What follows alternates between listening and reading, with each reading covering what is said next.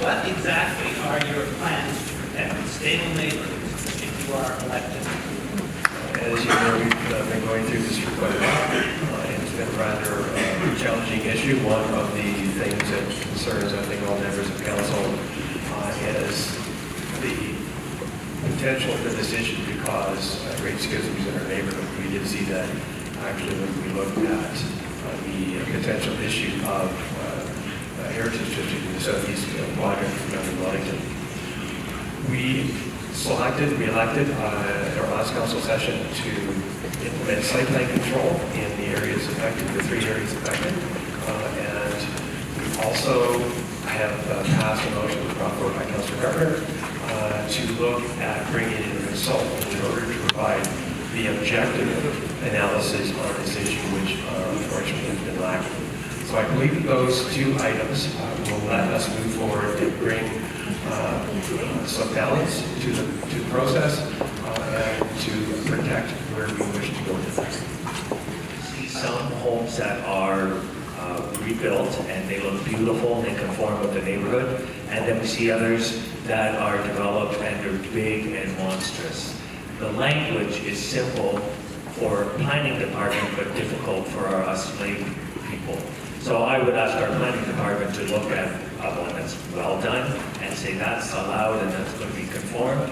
And the ones that are big and obtruse, those are not allowed. So that's why we rely on staff on that. I do believe that we could have been much quicker on moving this forward, this item, seeing as it was so timely brought in, months and months ago. So that would be one of the first things that I would do with our administration if elected mayor. First of all, I think this is realistically it's a 3-pronged approach. We have instituted site plan controls. I do believe that we need to put forward architectural guidelines, especially for the 3 different areas, because each individual area is unique on its own. So we cannot just paint it with one single brush and say all the areas are going to be exactly the same. The last thing is we do need to make changes to our outdated zoning to make it align with our official plan. As your mayor, the first thing I will do is look at freezing any development within these 2 areas as we move forward. And that's how we're going to get forward and make sure that we protect our stable neighborhood. You know, I live in an established neighborhood, and I've been talking to my neighbors, hearing from my neighbors for the past 3 years about the impact of not just larger homes, but monster homes that really overshadow and do not display the characteristics of our streets. The interim bylaw that has been put in place is too little, too late. So as mayor, I will beef that up, and we will align the zoning bylaws with the official plan. What frustrates so many of us who live in established neighborhoods is that this should have been done way back in 2015 or before, when other bylaws, zoning bylaws, were being aligned with the official plan. An opportunity has been missed, and we're now paying the price. No one is saying that we shouldn't have larger homes built in established neighborhoods. What we are saying is those homes that overshadow, that are completely out of characteristic with the existing community should not be allowed. So let's get on it. Let's make this a priority. Working with council and with members of the public, we will make that alignment. We will put the right zoning bylaw in place, and we will have more harmony in our communities. This has been a failure of leadership at council. It has to stop now. Fiscal accountability is the key to good governance. How will you ensure that taxpayers' money are well spent and that capital projects will come on time and on budget? Fiscal responsibility is doing one's due diligence, and that means that you are informed and you delve into the issue and get a greater understanding. And that means you're going to understand the financial implications, and you're going to always have alternatives at hand so that you can weigh your options and what's the best way to proceed. And we have many examples in my speech of how not to proceed, and that's just to come with an incomplete report and hastily rush forward. And we did that with the Armory, with the addition to the Cultural Center, and again with the Hallmark lands. So we have to weigh carefully and consider what the options are, and engage our community and make the best decision And that's the way we would do fiscal responsibility. When it comes to projects within our town, the first thing and foremost that we need to have is we need to put a project manager on staff. That was what was lacking with the JLC project and a couple of the other projects. We did develop a task force for our JLC project, which comprised 2 of the members sitting here on my left. And as the audit report did state, it lacked leadership. And so I think that we need to have that leadership in place to make sure and ensure that the projects that we are moving forward with, Library Square, for instance, the Armory, and have that project manager in place that has the expertise. All of us sitting around the table have knowledge, we do our due diligence, we go through everything. At the end of the day, we need the subject matter experts to be there to ensure that we build these projects on time and on budget. Thank you. I want to focus on one particular project that I'm sure involves us all, and that's the Joint Operations Center. You know, what started out as a $7, $8, $9 million project, and I supported it in those days on council, I stopped supporting it when it hit about $14 million. I understand now it's $30 million, $35 million. One of the last motions I put on the council table that was approved was that 2 members of council sit on the community management committee together with senior staff so they could get the day by day, week by week information about how the project was rolling out, what were the little problems before they became big problems, and their job was to communicate with council. That clearly didn't happen if you look at where the price tag is today. That type of fiscal management, that type of fiscal control, fiscal responsibility has been sorely lacking in these past few years, whether it be the Joint Operations Center, whether it be the Armory, or other projects as well. We need council to get back in control, to better understand how your tax dollars are being spent. Thank you. The first thing we need in fiscal accountability and fiscal responsibility is facts, not fantasy. The audit report, by the way, which is on the town, and I suggest you read it because it explains a lot. I actually brought forward the motion to have it independently audited. Our town is in great fiscal shape. Anybody who's actually bothered to look at the information, which is on our town website, our 10-year capital plan, our audited financial returns, we have a financial advisory committee that Councillor Thompson brought forward, and thank him for doing that. Open to the public, free to come in. We have people who come regular to those meetings. Ask them what our fiscal status is in this town. We are in great shape. We have fiscal accountability. We have fiscal responsibility. I do not believe in fantasy. How will you enforce the official plan as it applies to protecting our green spaces? First and foremost, I think anyone that knows me and has seen me sitting here at council over the last 4 years knows that I'm very strong when it comes to upholding our official plan. I believe it's the document that guides us, provides the vision for our town moving forward. And as your mayor, I will definitely uphold that official plan to ensure that the green spaces that we have right now will be protected, especially when they are environmentally sensitive plans. And I think it's of the utmost importance that we continue to make sure that those green spaces are protected. And it's one that people are so passionate about. It's very simple. You know, we're not making any more green space available in this town. I hear continually that what we did have is gone. If you live in older parts of Aurora, you're very concerned that what parks you do have may go if schools are sold, because when we built those schools in the 50s, the 60s, those were also our parks. We need to really work closely with the school board to make sure that those green spaces are preserved. When it comes to the official plan, one of the things that I pushed for at Beach Park, when we reformed the Ontario Municipal Board, we needed a process, we needed a system that listened to what your concerns were, that followed what the town had laid out for how it is to evolve. And that's key, I think, to moving forward. The town needs to stand up for its planning. It needs to stand up at the OMB and defend the decisions that council has made, defend the wants and the desires of this community. We are here to serve this community. That's our primary task. And I I am big in defense of the official plan.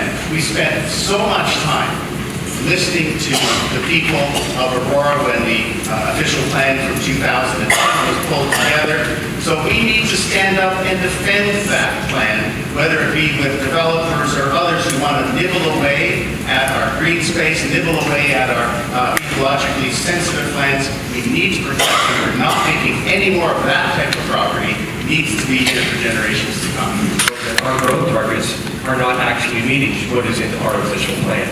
We're 6% under, so we have someone at this council table right now, at this meeting table, who's suggesting we need to increase our growth. If you want to look at, back to the question, I absolutely support saving, conserving our green spaces. We're over 40%, we're 40.8%. For anybody who cares to do the numbers, and this is in a council-approved comprehensive zoning bylaw. Aurora is over 12,000 acres, of which close to 5,000 acres are green space, open space. By law, we have over 40% green space. Again, on our website, you can pick up this information, you can check it out. No fantasy, just facts. Conservation of green space is a primary concern. It's also our pride and joy, because if you go through Aurora, you see some great environmentally protected features. We are the headwaters of the Lake Simcoe region, so it is vital for the health of our community in the long run to follow our official plan and to safeguard against encroaching on the green space that we have. So we have to manage the demands from the development and carefully weigh it with the environmental protected lands that are right here in Oak Ridges Moraine. Going forward, we will have to look at the southern area, that is our next growth area, to absolutely make sure that we protect the waterways and those forests that we see in the Oak Ridges Moraine south of the railroad tracks and Van Dorn Side Road. So I think we've managed quite well in the 2C lands, putting in exceptional lengths of trails, protected forests there, and we will continue to make sure that our official plan is not impeded and protected with proper buffer zones, etc., when development comes and putting in applications. Please explain the Armory deal and Hallmark plans and the full costs involved. Do you support these plans? I think this follows up on question number 2 about fiscal responsibility. And I will say that focusing on the Armory deal to begin with, that is something that boggles the mind. It may have been a good decision, but the fact that there has been an absence of fulsome public input, public planning on that is what is so troubling with that particular agreement. I think, like most residents of this town, we heard about it when it was announced, when it was a done deal with the town. And so that type of planning, that type of lack of planning has to stop. We have to be engaged. We have to be engaged as citizens, not just at election time. We have to be engaged as citizens throughout the 4-year time, constantly, regularly, and with purpose. It's one of the themes of my campaign about bringing proactive leadership to the council table so that these types of decisions can't be heard. With regards to the Hallmark lands, I'm concerned about the loss of tax revenues through the repurposing of that property. But as one of the council candidates pointed out, we sold a number of potential recreational properties to put industrial lands on it and never really figured out how to replace that property. So going forward, we need to do a better integrated plan to make sure we have the facilities we need and that everybody in this room knows what's happening, what's going on, who we're talking to, and we can hear you and make sure that your input is consulted. So with the armories, am I going to say it's a good deal or a bad deal? I'm going to tell you the process was absolutely no good. Well, I can agree with one thing, that's engagement is always a good thing. Do I agree with the Hallmark purchase? Yes. Council made that decision in 2015. It was a council decision. We purchase that land for recreational purposes. That was before council on a number of occasions, so yes, I do support the council's decision. The armory, I absolutely support the armory, and to suggest that it was done as some are saying behind closed doors is, well, it's ludicrous. It was a long process, it was a public process, we had consultations. It's disingenuous at the least to suggest that we're doing these things behind closed doors. It's unbelievable that the people would try and make a bad thing out of something that's going to do so much to our town park, that it's going to do so much to revitalize that area of our town, to restore a national historic site to its former glory. I fail to see how that is a bad thing. The Armory, 2016, after much consultation, we agreed as a council to refurbish it for a community cultural hub that was identified over 20 years. What happened is we did not do our due diligence. We did not have a project management theory going into closed session, working in isolation, and then coming out and saying we've changed the purpose of the Armory, and we're now going to make it a culinary training center, forfeiting the community space that we so dearly needed. We don't need a training facility to bring activity to our Armory. We are the community. We will use that for our uses and not give it away. But it's the financial implications of giving that space away that is deafening, because now we have to replace that, and we're putting in addition to the cultural center for $26 million. So that understanding that you had alternatives, we could have easily gone and taken the culinary school to the Baldwin's building, which is still empty, which was available for lease, and they could have gone in there and had their training center there and shared the great community cultural hub that we would have at the Armory. So no alternatives and no financial implications were understood, and it was all done in closed session, of course. The Hallmark lands just illustrates again the lack of working in isolation and not working as a team, where we have Parks and Rec deciding what the best use of our economic deployment lands are, and no alternatives again. And a perfectly suitable one would be to repurpose the natural park, which is 2 old diamonds in it from 1960, and putting in 2 great wall diamonds right in the downtown core for tournaments. And that would be a perfect place for the revitalization to start. So, I mean, it's talk about good planning, and good planning pays. And we could have done it for nothing. We could use the income from developing the Hallmark lands to pay for the library square and the Armory renovation and be at zero. As it is now, we're at $50 million out of pocket. And so this kind of planning has to stop, and that's what I'll bring final up. The Hallmark plans, 100%. I think that it was a great pickup from this council to put it as recreational property, and actually, Councillor Johnny, you voted in favor of that. So now you want to change your mind, so that's okay. The only decision that I would have preferred to see was that the lands would have been one baseball, one of the purposes everyone knows, but the council would make a decision for 2 baseball lands, so moving forward with that, and the community. It's better because we have more recreational space for our residents to be able to afford them opportunities to participate in more sporting events. As far as the Armory, I think that when we hear someone attacking the process, it's because they don't have anything else to say about it. The Armory is a good deal. It is a great deal for this town. We have a world-class post-secondary institute coming to our town. People would kill and pay anything to have this type of an institute come to their town, and we have them coming here to our downtown core.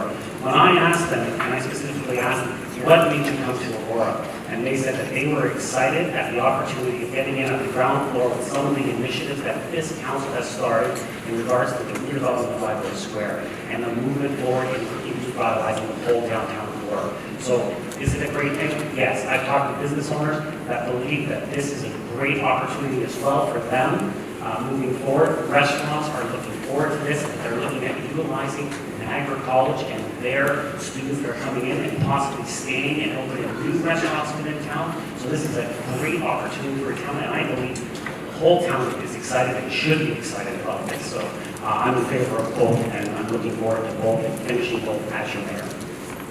Is Aurora going to allow marijuana stores in our community? An incredible milestone that we're going through, that the federal government has downloaded onto the municipalities now. It just seems to get passed to the province and now to us, so we're to answer this.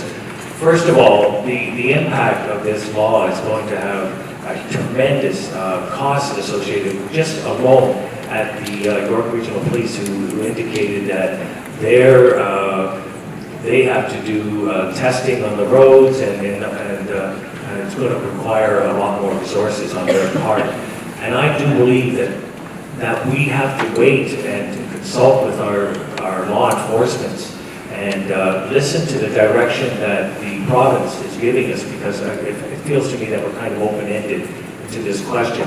I am certainly in favor of the benefits that medicinal marijuana does to those that have challenges and the positive effects that their quality to their life that medicinal marijuana does. Recreational and how it's going to be enforced and distributed at the retail level, I think we should be counting on our upper tier level governments, the province, to give us some guidelines, and also to definitely work with our law enforcement, and most importantly, to engage in the residents here on their thoughts of how we go forward and how they would like us to proceed.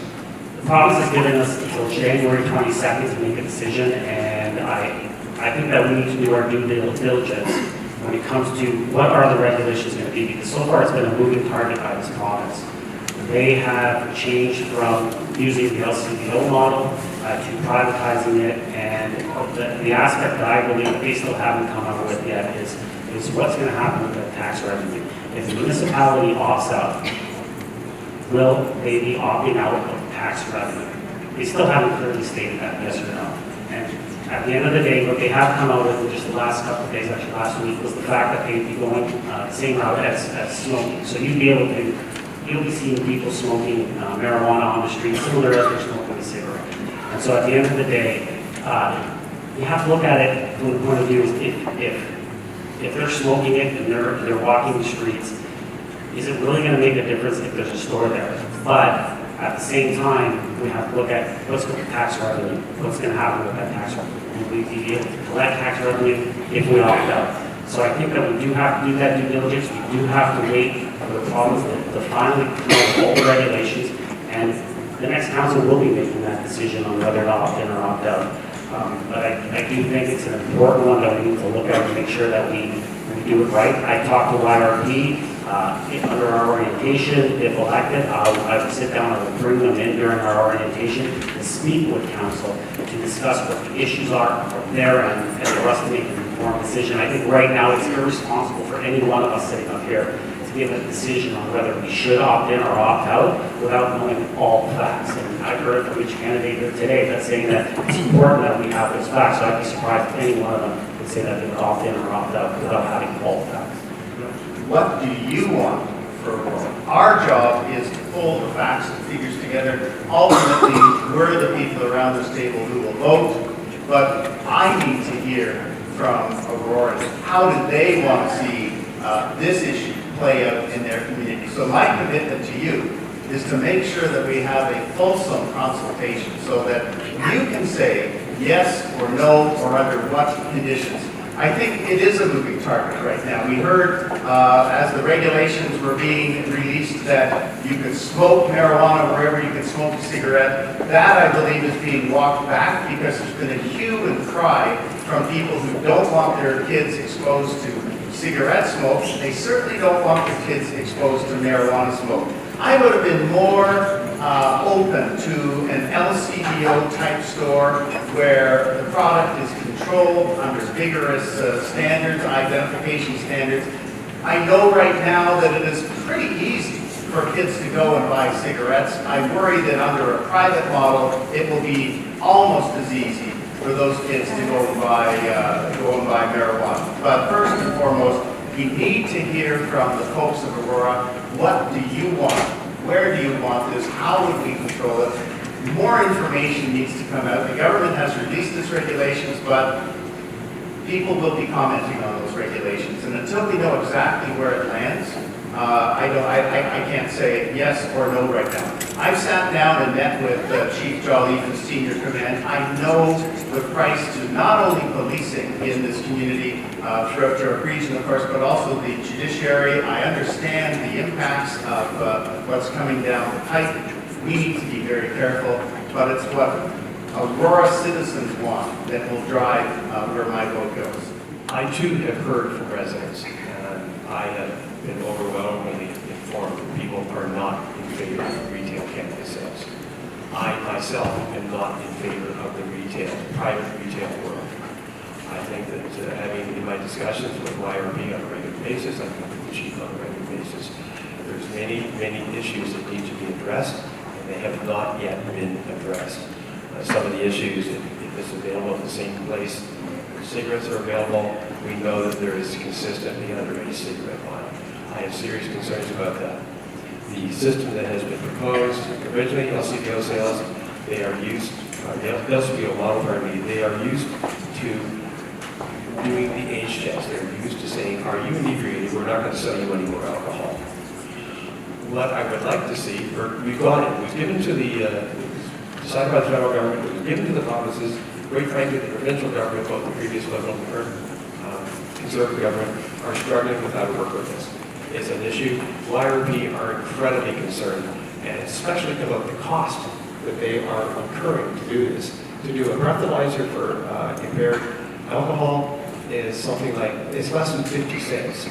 To do that same kind of test for cannabis is closer to $20. There is huge ramifications. If you look at what municipalities get from tobacco revenues and or liquor revenues, that's probably what we'll end up with from cannabis revenues, which is pretty much nothing. Most of that money has to go into enforcement. If we do get the money, it will have to go into enforcement because we will get requirements for additional enforcement because we will be getting the additional complaints here. So I'm extremely concerned with the process, and I'm looking forward to see what the regulations will be because the devil is in the details. The details are in the regulations, and for those of you who did tune in earlier in this year, I brought forward a notice of motion under the provincial Liberal government to look into what an opt-out clause might be. So that's all I have to say. Certainly, the input I got from our residents is they're not in favor of retail cannabis.